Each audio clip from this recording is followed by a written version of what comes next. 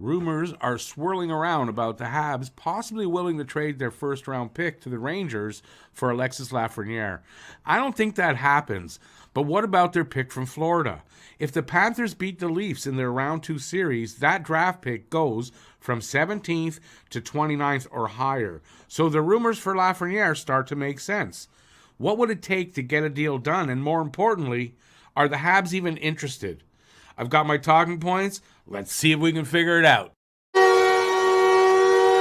Hey, everybody, I'm Rick. Welcome to Talking Habs, where you get your daily fix of Bleu Blanc Rouge. All right, time to address the rumors that are still out there about Montreal possibly being interested in Alexis Lafreniere of the New York Rangers.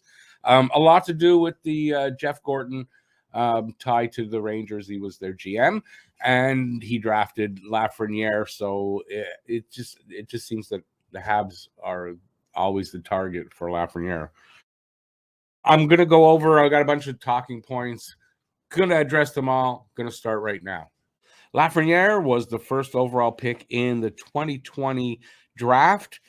If you did a redraft currently, he would probably be the fourth pick, just ahead of Seth Jarvis. You'd have Stützle, Raymond, and Mercer ahead of Lafreniere. That's how it stands right now, 3 years after the draft.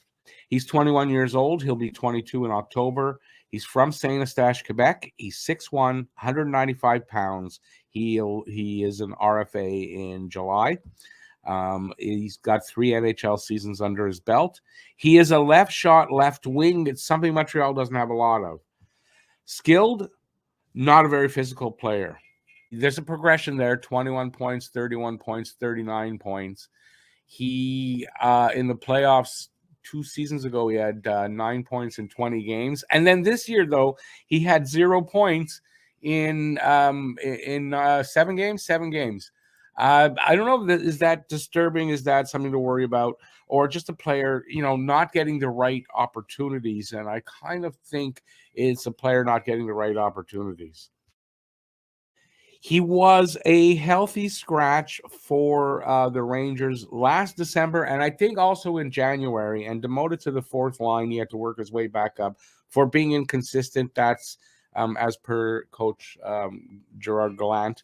With the opportunities, I wonder if this is not a coach that doesn't like the player, a coach that expects more from the player in his system. I think that's kind of what it is. So the question's been out there for about a year now. Is he a bust? He's 21 years old. Off the top of my head, I'll say he's not a bust. Without doing any research, I don't believe a 21-year-old player is a bust. He may be in 2 years from now, but I think at 21, it's a little too early to call a guy a bust.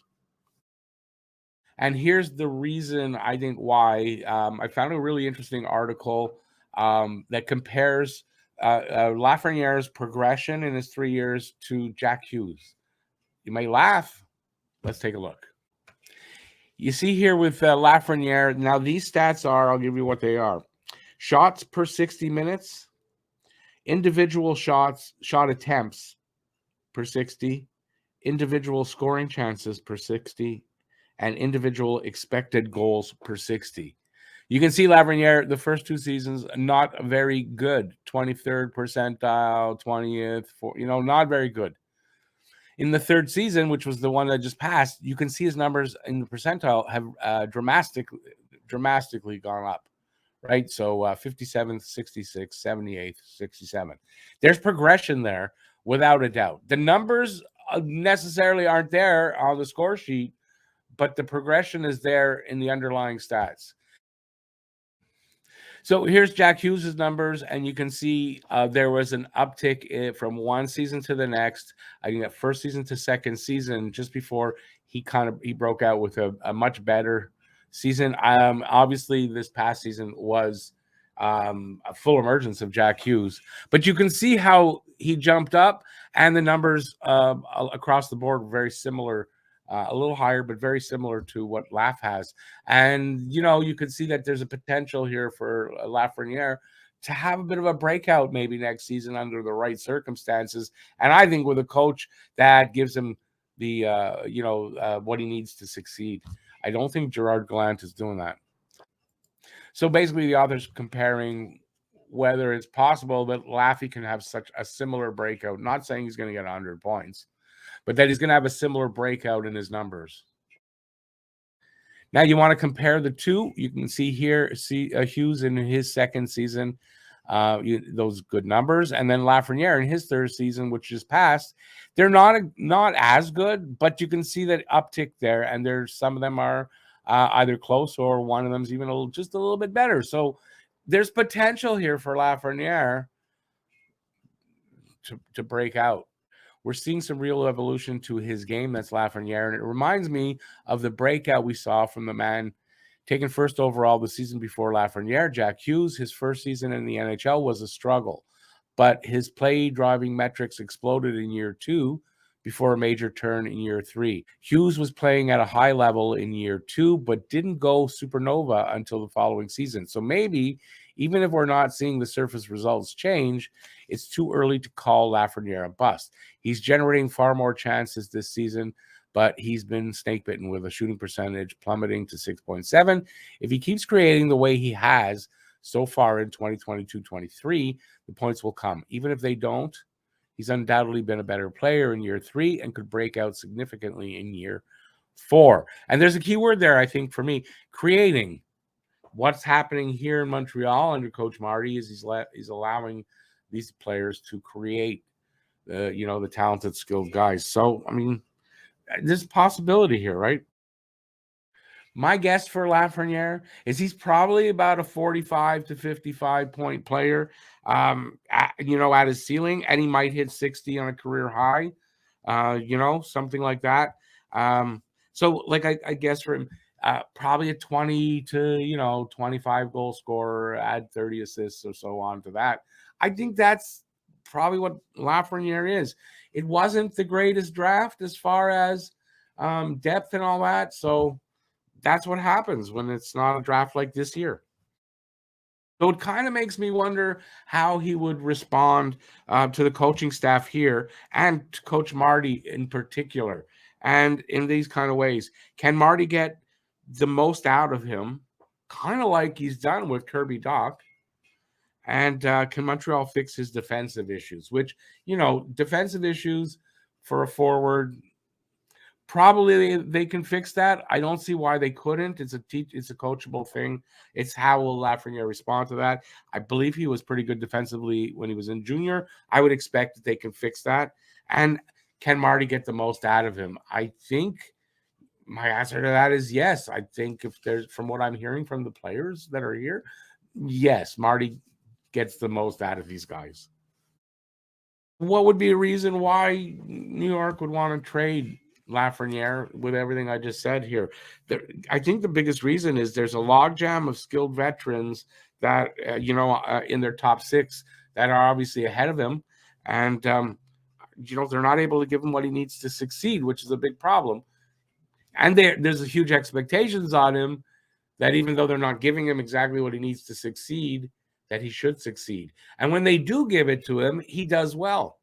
When he plays with Panarin, and I forget who else, he does well. He contributes to the line, helps that line get a little bit better.